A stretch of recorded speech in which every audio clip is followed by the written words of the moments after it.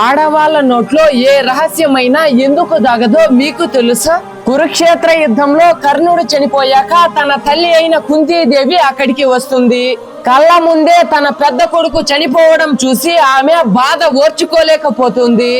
ఆమె జీవితాంతం కూడా కర్ణుడు పాండవుల్లో పెద్ద కొడుకు అనే రహస్యం ఎవ్వరికీ చెప్పకుండా దాచినందుకు ఎంతో బాధపడుతుంది.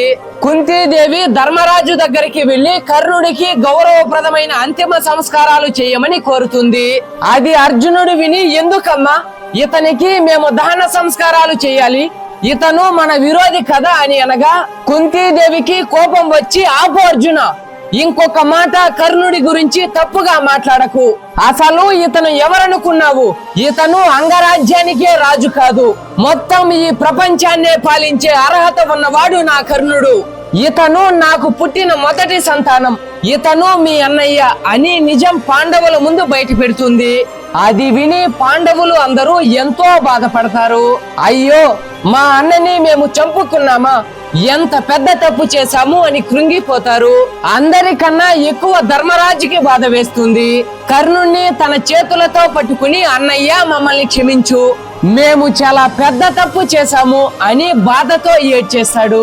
అమ్మా, నువ్వు ఇంత పెద్ద రహస్యం మా నుండి దాచావు, మా అన్నని మా చేతుల్లోనే చంపించావు.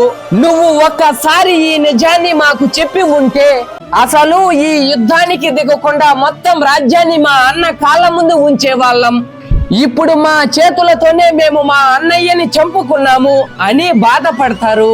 కొంత సమయానికి ఆ బాధ కాస్త కోపంలాగా మారిపోయి, ఇంత పెద్ద రహస్యం నీ మనసులో దాచినందుకు మీ ఆడవాళ్ళు అందరికీ ఒక శాపం పెడుతున్నాను, ఇకపై ఆడవారి నోట ఏ మాట దాగదు అని కోపంతో శపించాడు. ఆ ఒక్క శాపం వల్ల ఆడవాళ్ళ జీవితాలు మారిపోయాయి. అప్పటి నుండి ఇప్పటి వరకు ఎంతో మంది ఆడవాళ్ళు వారికి తెలిసిన రహస్యాలు వాళ్ళ మనసులో దాచుకోకుండా బయటకి చెప్పేస్తూ ఉంటారు.